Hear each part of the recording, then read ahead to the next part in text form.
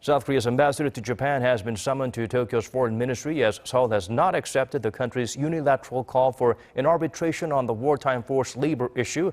Nam Gwan-pyo urged Japan to turn to diplomacy to resolve the matter. Hee-jun has more on the exchanges. Japanese Foreign Minister Taro Kono has summoned the South Korean ambassador to Japan, Nam Gwan-pyo, after the South Korean government failed to respond to Japan's call for third country arbitration to settle the forced labor disputes. Japan had set a midnight deadline for Korea to accept, made in response to Seoul's Supreme Court decision ordering Japanese companies to compensate the victims. Ambassador Nam was summoned to Tokyo's foreign ministry Friday to hear Japan's complaints. Minister Kono expressed deep disappointment in the South Korean government and called on Korea to correct the situation, which he called an unacceptable violation of international law. South Korea cannot ignore this violation of international law, and I strongly urge it to take corrective measures immediately. Nam, however, turned that around, saying it's Japan's unilateral measures that are hurting bilateral relations.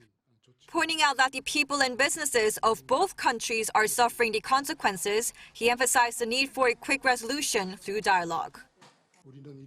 As part of such efforts, the South Korean government has delivered its plan to Japan. I hope both sides will be able to discuss a better solution based on this. Japan's discontent was evident in Kono's harsh remarks and the fact that he interrupted while Nam was speaking.